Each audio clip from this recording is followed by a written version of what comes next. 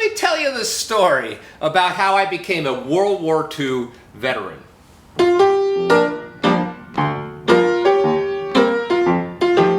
I live in Brooklyn. Around the corner is a place for me called Fairy Tale Island. It's like a McDonald's play place minus the Big Macs. Used to bring my daughter there when she was a toddler. But back in the day, it was a supper club called TJ Bentley's. Wise guys used to bring their gumas there. World War II veterans used to play big band music. And when I first moved to New York, I got gigs playing with the World War II veterans. It was great. I learned a lot from those old timers. Not in a music school kind of way, but more like little bits of advice.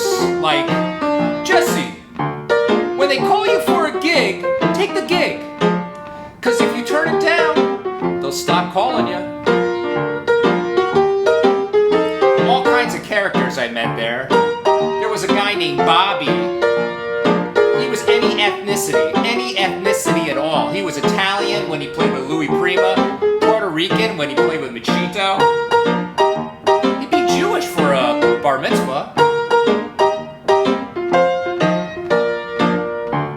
When Bobby died and there was a funeral, all the kids and all the moms of those kids showed up to his funeral, and it was a total shit show because apparently they didn't know about each other.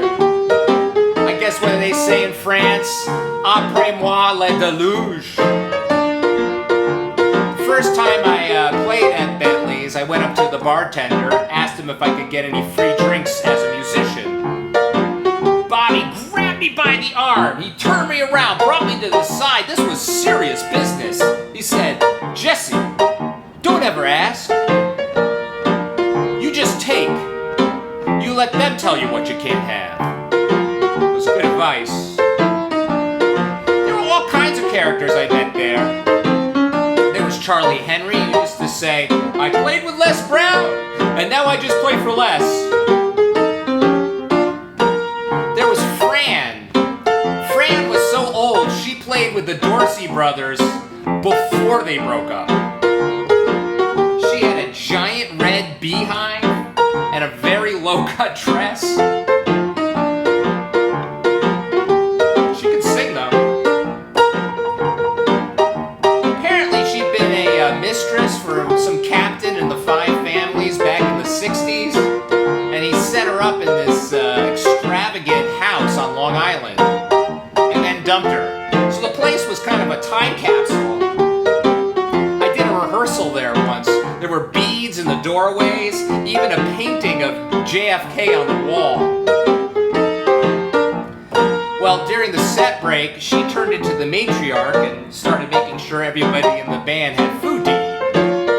I was by far the youngest guy there, so she kept insisting, Jesse, have a piece of pie. I said, okay, Fran, you know, I'm pretty full. I think I'll pass. She said, Jesse, have a piece of pie. No, really, Fran, I don't need it, thank you. Jesse, you're skin and bones. Have a piece of pie. Okay, Fran, I'll have a piece of pie. Get it yourself. What the fuck, you think I'm your mother?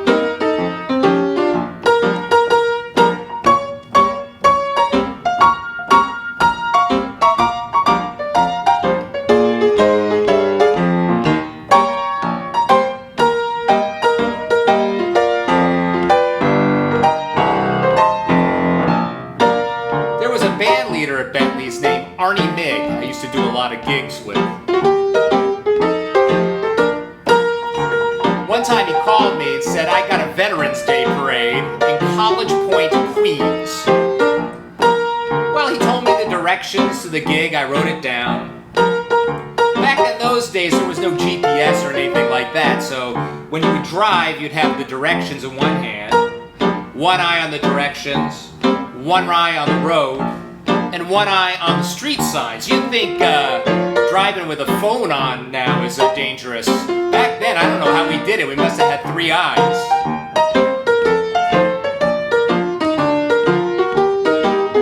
Anyway, I made made it to the rendezvous point, but there was nobody there. Nobody. No parade. No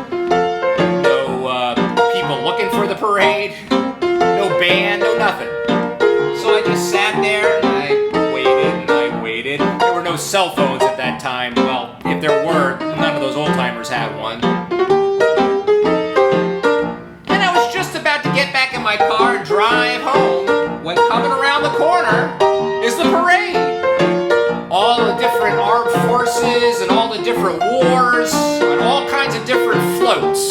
And in the middle of the pack is the Arnie Mig Band.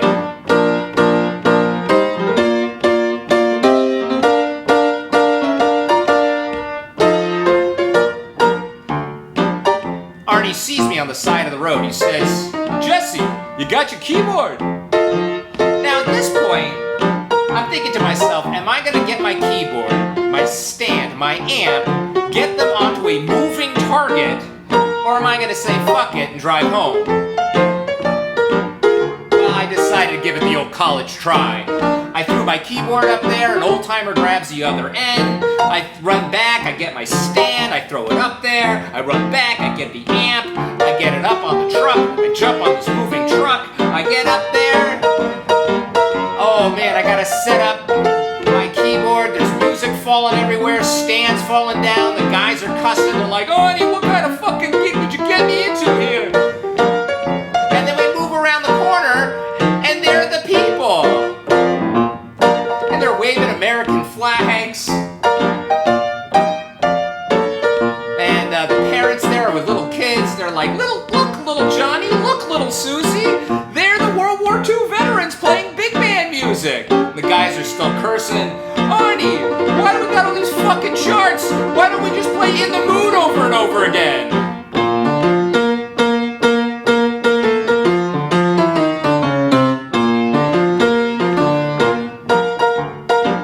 I'm trying to get the generator to work.